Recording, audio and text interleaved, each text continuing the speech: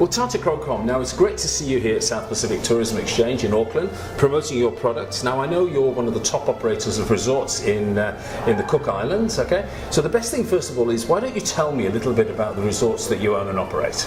So we have 3 resorts. The flagship is the Rarotonga Beach Resort and Spa. It's on a private beach in front of a marine reserve. Spectacular snorkeling, 109 rooms, a small boutique property. It's got a very strong focus in the family market, so we've got a kids club, a creche, a teen zone, kids menus, kids rooms. We also have a strong conference market, and then we have a lot of guests on their honeymoons. We do a lot of weddings as well, particularly with big family groups. Okay, so that's your flagship property, that's the top of the range. I mean, where do people come from to visit the Rarotongan?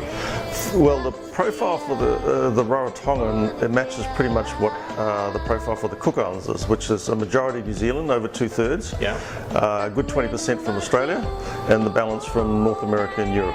Okay, cool, excellent. Then we have the Sanctuary. Yep. The Sanctuary Rarotonga on the beach is a 48 all beachfront suite. Nice. No kids, and so that's very popular with honeymooners and romantic couples. It has 3 restaurants. It's got the Blue Water Grill, which is a seafood gourmet restaurant. We have the Ginger Garden, which has got all the favourites of Asia, and then we have a poolside barbecue, burgers and chips and that sort of thing. So it appeals to all sorts of tastes as well. So there's quite a range of cuisines there. Yep. And then the third one is a private island resort of Aitutaki, Lagoon Resort and Spa, on the island of Aitutaki, which is a 45-minute flight away from Rarotonga. The romantic place to go. It is 5-star overwater bungalows, beach bungalows, very popular honeymoon market. About 3/4 of the business is Australian honeymooners, so it's particularly popular in the Australian market. Okay.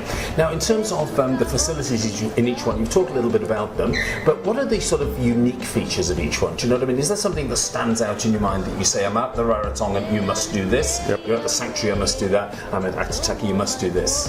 The Rarotonga and the Sanctuary are on one of the best marine reserves in the South Pacific. Wow, okay. So you'll see several hundred different species of fish in an all-tide swimming lagoon that's protected. So there's no sharks, there's nothing dangerous, no dangerous currents. Fantastic snorkeling straight off the beach. So that's something unique that you can do at Rarotonga and at the Sanctuary? Absolutely, and is extremely popular.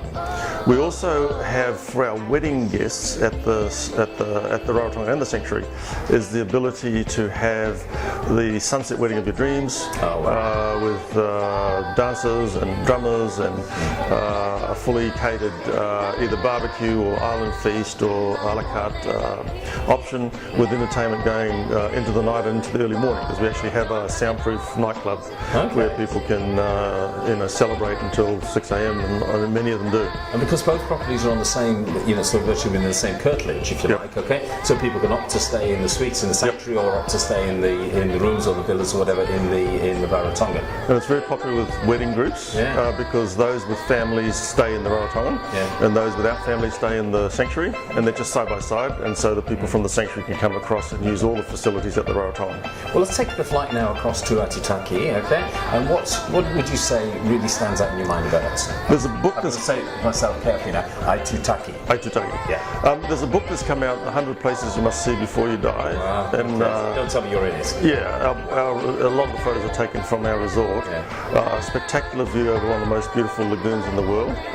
We're the only resort on its own private island, the only resort with overwater bungalows, and so it's a sensational, world-class piece of real estate. And so extremely romantic and very popular with honeymooners. We also do a lot of weddings up there, on the beach at sunset, private gazebos for dining on the beach. Aitutaki is a coral lagoon, so it's got atoll islands around, okay. So you can go out diving, snorkeling, all that sort of stuff in the lagoon? You can go in the lagoon or out in the ocean. Or out in the ocean, okay. And you can go whale watching, deep sea game fishing, you can go dolphin watching, there's snorkeling within the lagoon, there's bone fishing, which is very much a fighting fish. Okay. There's a lot of windsurfing, kite surfing is one of the best kite surfing destinations in the world, so there's actually a lot to do on Aitutaki. Brilliant. Now, in terms of where do people get information about these resorts from? The websites are very, very comprehensive, because our destination in the Cook Islands is not one that's entirely well known in all markets, and so the websites are very, very comprehensive in what's available on the resort and around the island. Okay. That's the primary source. Then there's also the Cook URLs Islands Tourism. The names of the hotels, so it's the Rarotongan.com, sanctuaryrarotonga.com, and aotearoa-lagoon-resort.com. Thank goodness I found somebody that's gone with easy website addresses. Make it easy. Doesn't it? Make it easy. Okay. The Islands, yeah. other source is Facebook. We've got very active Facebook pages with a lot of information from our guests, and so yeah, there's a lot you can do with just having a look at what's available on our website or on our Facebook sites. Brilliant. Well, thank you for your time today. I really appreciate it. I can't wait to try your resorts. I mean, I've learnt a lot today in the last couple of days about the South Pacific generally. The Cook Islands, as you know, I mean, I happen to live in Australia, but this goes out Australia, New Zealand, and globally. But Cook Islands is not that well known in Australia. Quite interesting, as you know. But I think it's becoming better known with Air New Zealand at least having started a service direct from Australia. But I think it's got to be on every experiential sort of person's agenda in Australia. If they want a real Pacific experience, it seems to me that the Cook Islands is the place to go. Well, 25,000 Australians came to the Cook Islands last year. There's dramatic growth out of Australia, and it's very, very popular with those people who have visited the Cook Islands, and particularly our resorts. Brilliant. Well, Tata, thank you for your time today.